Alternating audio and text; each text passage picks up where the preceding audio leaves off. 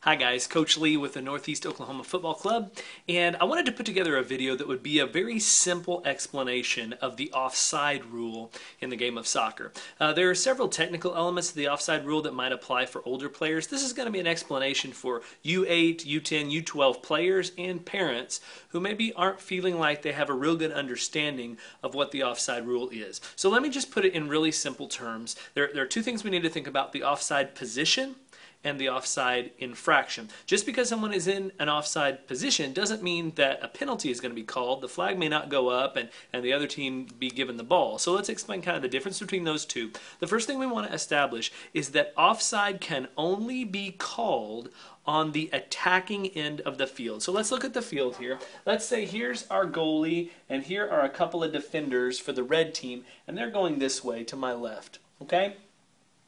Offside on the attacking team can only be called on this end of the field.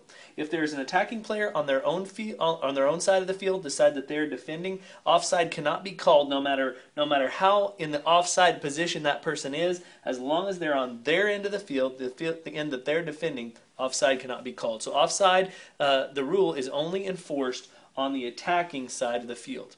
And I want to make this as simple as I can. There has to be a defender or the ball between you and the goal at all times, or you are in an offside position. Let me explain that. Right here, as we look at this field, if these are the defenders going this way, the last defender, not counting the goalie, the last defender is here. So if we were to draw an imaginary line right there, everything in this space would be the offside position for, let's say, a blue team player. Let's say there was a blue team player right here, okay? They are currently in the offside position because there is not a defender or the ball between them and the goal that they are attacking. Now, if the ball was played and it happened to be right here, would they be in the offside position? No, they would not, because the ball is between them and the other goal.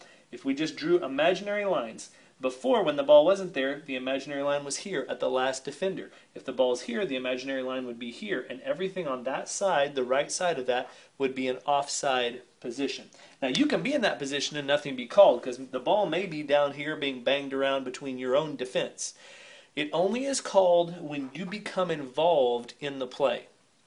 So if this offensive player is in that offside position and his teammate passes him the ball, the flag is going to go up and offside is going to be called. The other team will get the ball right where he was offside, and they will have the chance to play a direct kick down the field. That's basically it. There are some other rules about when the ball is played and if it bounces off of a defender, some things like that. But the gist of the rule is that you cannot be the person. There has to be either the ball or a defender between you and the goal that you're attacking, or else you are in an offside position.